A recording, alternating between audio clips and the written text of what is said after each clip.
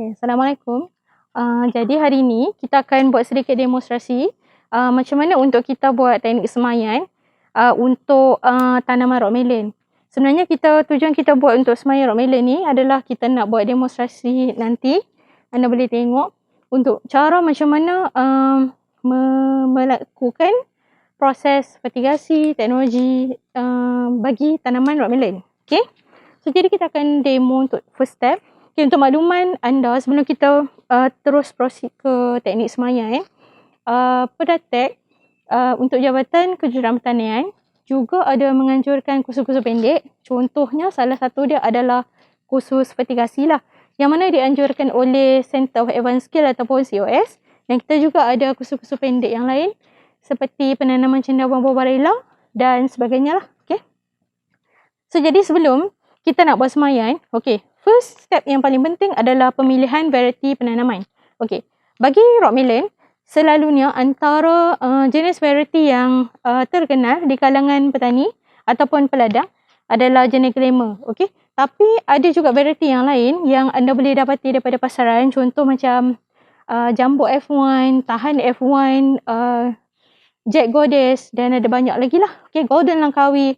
Tapi variety yang dipilih adalah berdasarkan apa kehendak petani ataupun peladang tersebut, apa yang dia mahukan dalam dia punya production ladang dia lah. Okay, contohnya petani tersebut perlukan nakkan hasil yang besar, buah yang besar, ataupun buah yang manis, ataupun buah yang kecil tapi manis, buah yang tak ada biji dan sebagainya. Okay, so jadi kenapa kami memilih variety glamour adalah selalunya sebab oleh saiz lah.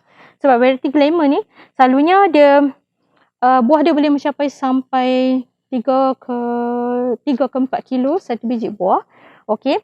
So selalunya macam mana kita nak memilih variety yang terbaik adalah pilih variety hybrid F1 lah. Okey. Contoh yang macam saya bagi adalah yang kami gunakan adalah brand Sakata. So untuk benih ni, contohnya macam Sakata ni, selalunya bila datang dalam paket benih ni, dia memang dah coating dengan racun kulat. Contohnya dia akan selalu nyatakan di belakang paket lah. Okey. Kita boleh tengok macam ni, treatment Benomil duster. Maksudnya benih ni dah di coating ataupun dah disalut dengan racun kulat lah. Okay. Sebab tu step untuk rendaman benih penting. Okay. Sebelum kita nak buat semaian, kita kena rendam benih dulu dalam a day before ataupun satu hari sebelum. Tujuan dia adalah satu, untuk kita mengenal pasti benih mana yang boleh dipakai dan persen ataupun peratusan untuk bercambahan adalah tinggi. Selalunya benih yang selepas rendaman, dia akan tenggelam. Tenggelam maksudnya benih tersebut baiklah. Okay. Kalau dia terapung, lebih baik sebelum kita semai, kita asingkanlah. Yang terapung sebenarnya mungkin benih tersebut telah pun kosong ataupun telah pun rosak. Okay. So jadi kita rendam untuk tujuan tu, selain daripada tujuan untuk melarutkan racun kulat tadi. Okay.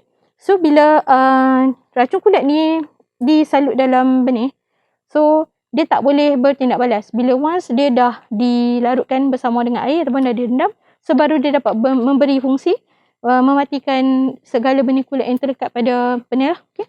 So next step kita pergi ke semaian. Okay, macam anda boleh tengok, kita dah sediakan tray semaian. Okay. Tray semaian ni, satu tray ni boleh muatkan lebih kurang 108 lubang bersama dengan 108 benih.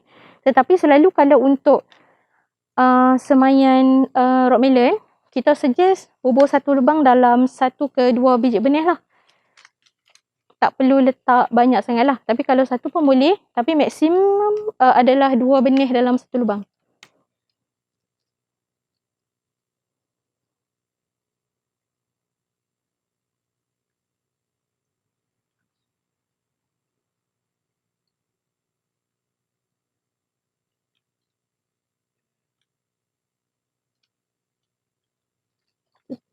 Sebelum nak semai, ambil tu, yang tu, tekan dekat atas dia.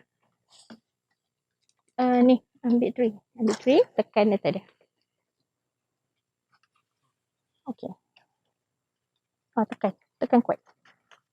Tujuan untuk kita buat pressing macam ni adalah untuk tak perlu lagi nak gali lubang untuk kita letak benih lah. Okay, boleh angkat. Okay, so jadi boleh buat placing ataupun letakkan benih di kawasan yang ada bulat-bulat yang telah ditanda oleh tray kedua tadi lah. Okey, macam anda tengok, tray kita dah pun diisi dengan media. Sebenarnya untuk media semayan kita boleh guna media seperti tanah ataupun tanah bakar ataupun tanah campuran ataupun peat moss ataupun tanah organik. Actually boleh pakai je. Tapi selalunya untuk tujuan pembelajaran kita banyak pakai peat moss lah. Okey. Peat moss originality adalah tanah hitam imported daripada Holland lah. Selalunya dipakai untuk kegunaan tanaman tulip, bunga tulip.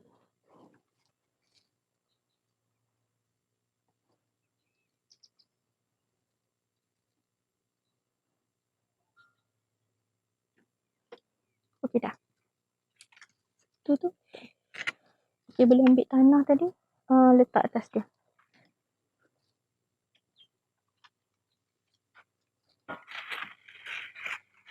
Okey, so lepas kita dah letak benih, kita akan ambil tanah untuk tutup lah.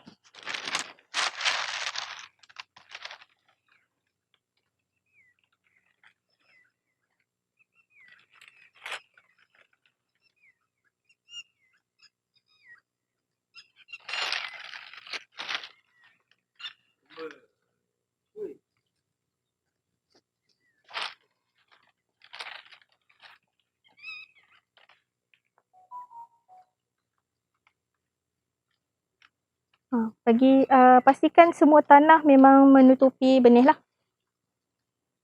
Mana nampak lagi, kena topak tanah sikit. Boleh tambah tanah lagi tak apa.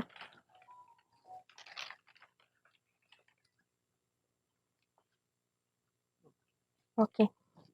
So jadi lepas kita dah tutup dengan tanah, so selalunya kita akan letak satu layer surat khabar dekat atas dia. Okey, tujuan kita tutup, boleh ambil satu layer dan letak. Okey, tujuan sebenarnya kita letak surat khabar di atas dia adalah satu, untuk fasa pertama penanaman, sebenarnya biji benih tidak memerlukan cahaya matahari. So jadi untuk first 3 days, 3 hari yang pertama tu, so kita akan tutup. Okay, after 3 days, lepas kita dah nampak pokok kita dah muncul dan kita boleh buka saja surat khabar ni. Tujuan surat khabar adalah selain daripada elakkan daripada cahaya matahari untuk menggalakkan proses pertumbuhan akar, dia juga membantu untuk menyerap kelembapan. So, lepas daripada langkah ini, so kita boleh siramlah di atas surat khabar. Macam tu lah. So, jadi macam anda dah tengok di sesi demonstrasi tadi, kita dah buat semayan benih. So, selepas ini, okey, tray semayan ni selalunya untuk rock melon lah. Untuk rock melon, hanya memerlukan 7 hari saja untuk bercambah. Dan macam mana anda nak mengenal pasti bahawa benih tersebut ataupun tumbuhan rock melon tersebut dah boleh ditransfer ataupun dipindahkan ke greenhouse adalah apabila daun percambahan benih tadi dah mencapai 3 daun lah. Okay. So, the next step is transfer ke greenhouse.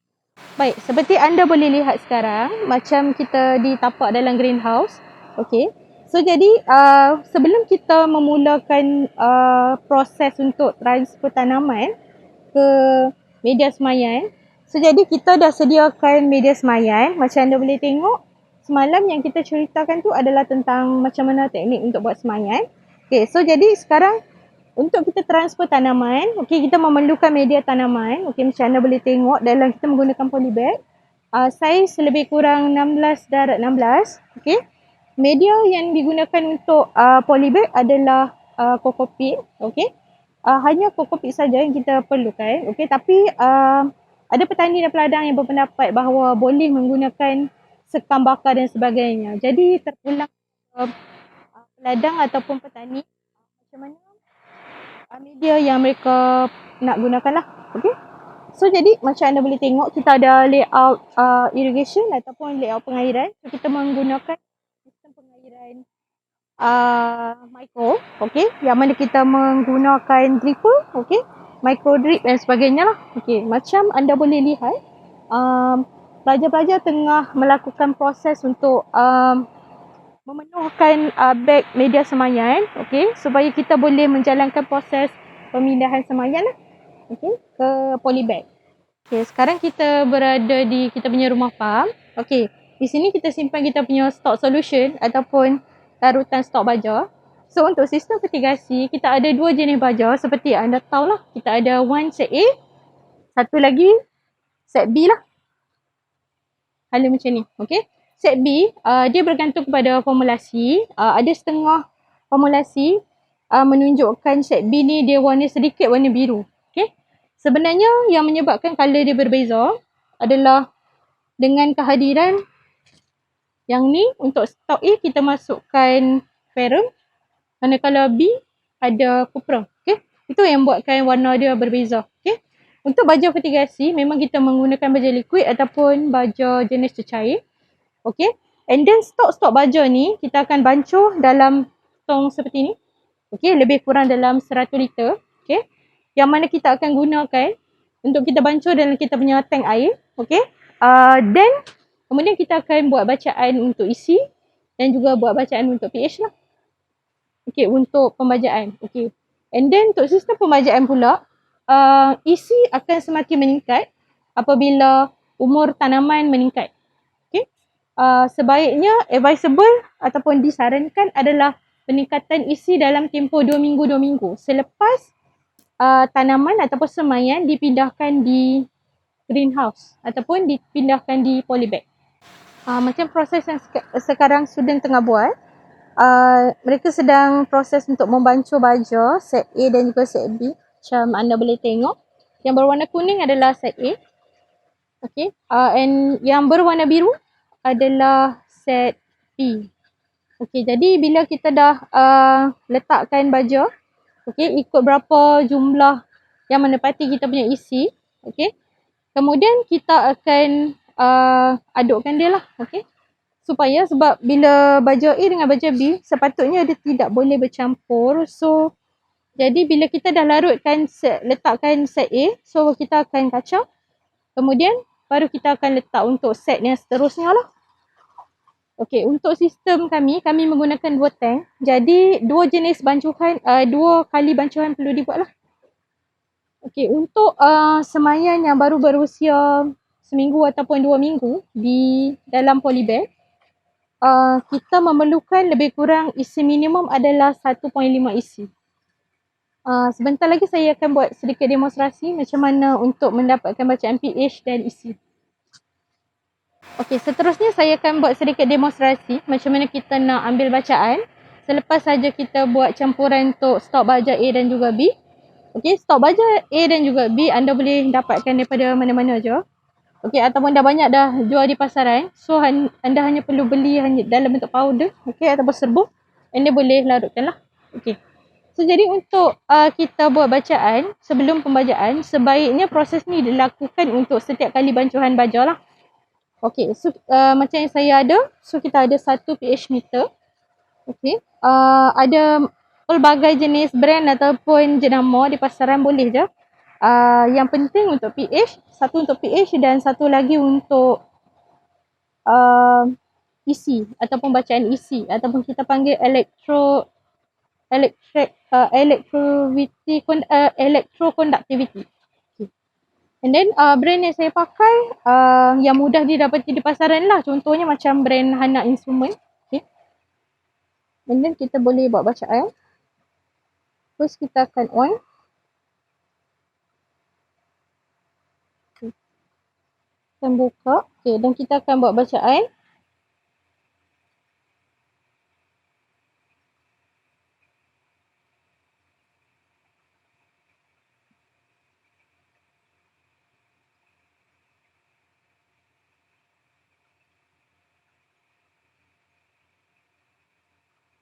Okay, antara bacaan yang terbaik, okay, bila kita dah dapat bacaan, dan kita boleh tekan lock lah. Okay. Untuk sistem pembacaan pH yang terbaik adalah lebih kurang dalam, sepatutnya dalam lebih kurang macam bacaan tanah juga, 5.5 ke 7.5 lah. Okay, dan ada juga dalam lingkungan 6.5 hingga 7.5 pun sesuai. Okay. So selepas kita ambil bacaan untuk pH, so kita akan ambil bacaan untuk isi. Sepatutnya untuk isi pada permulaan tanaman adalah disarankan lebih kurang 1 ke 1.5. Okay, kita boleh on kita punya isi meter. So bila bacaan dia kosong, so maksudnya kalibrasi dia adalah tepat.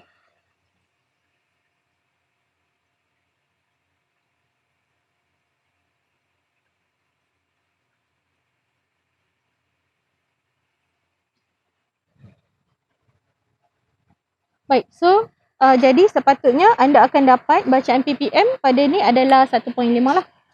Okey, so kalau mendapat bacaan yang tepat, jadi tak ada masalah lah untuk meneruskan pembacaan. Okey.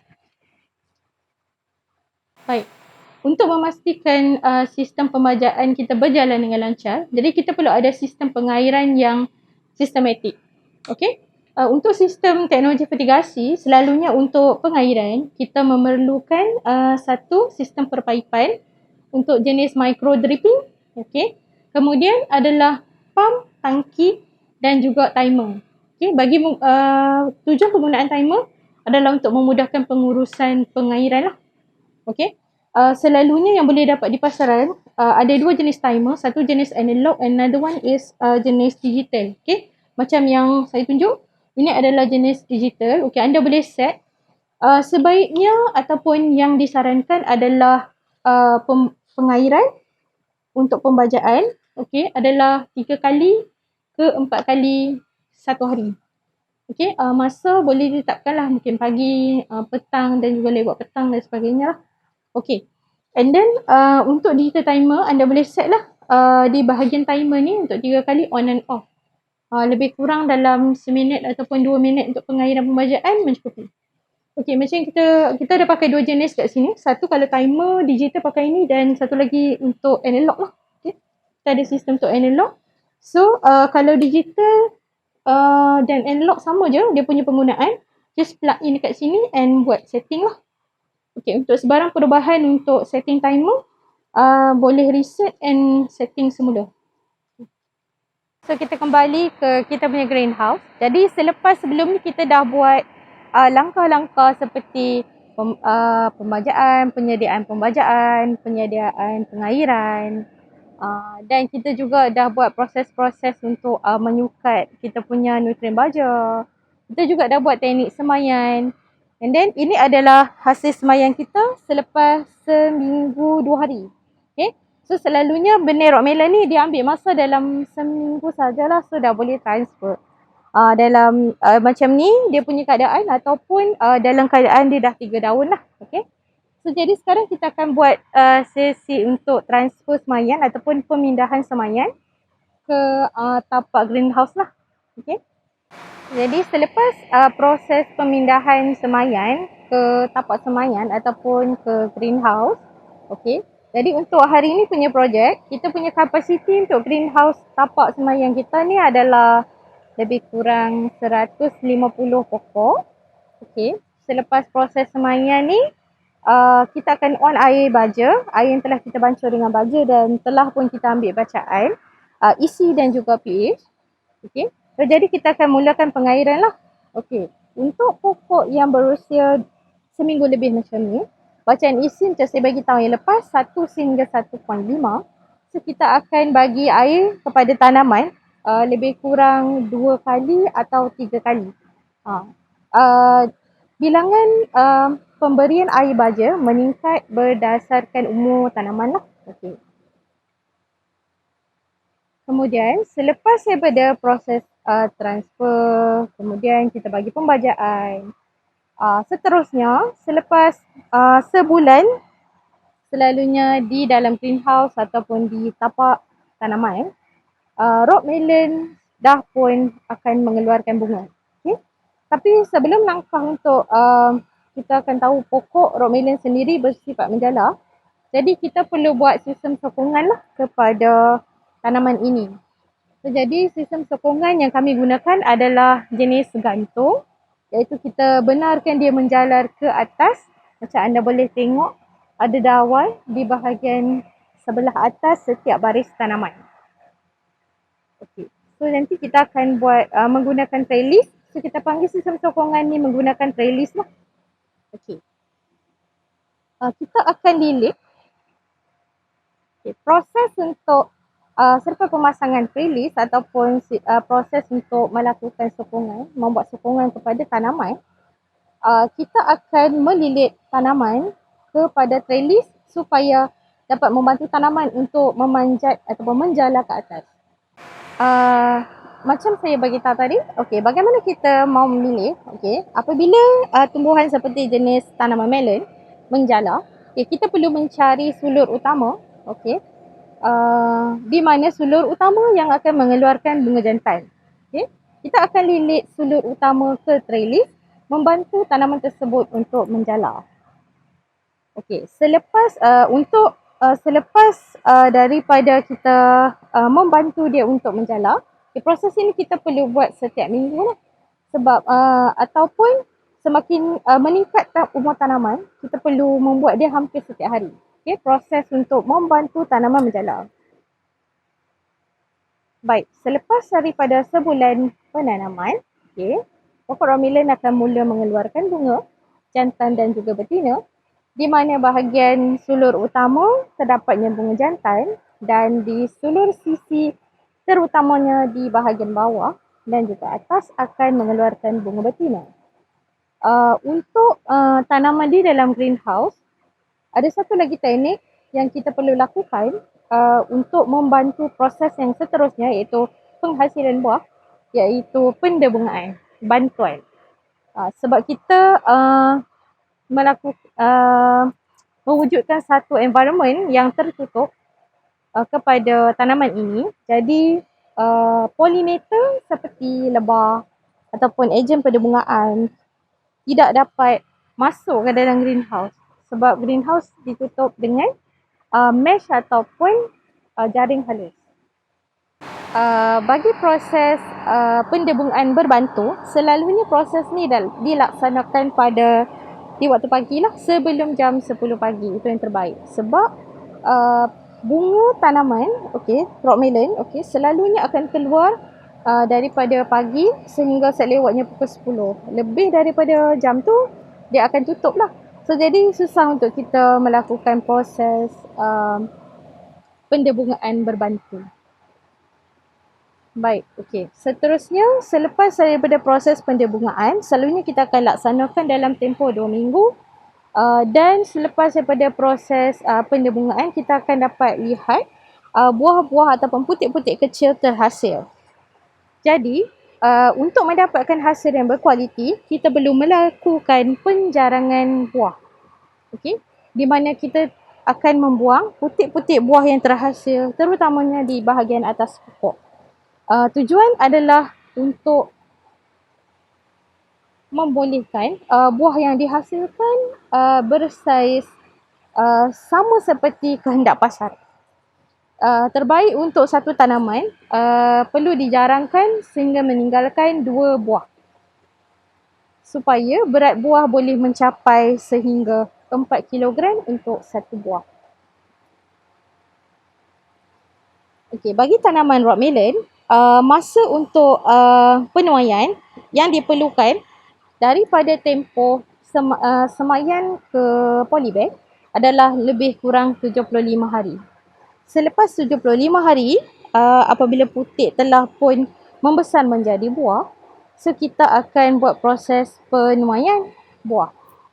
Proses penuaian buah, macam mana kita nak mengenal pasti buah tersebut sesuai untuk di-harvest ataupun dipetik. Jadi, kita perlu melihat di bahagian tangkai dan juga di bahagian tampuk buah.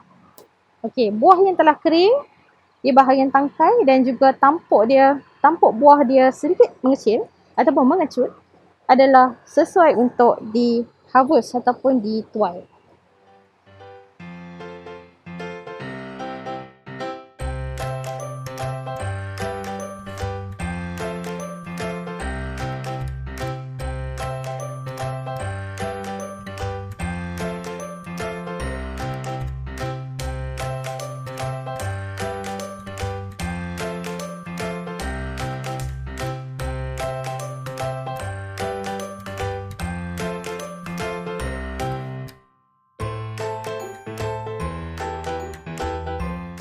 Institut Kemahiran Tinggi Perda adalah sebuah institut kemahiran yang terletak di Nibung Tebal, Pulau Pinang.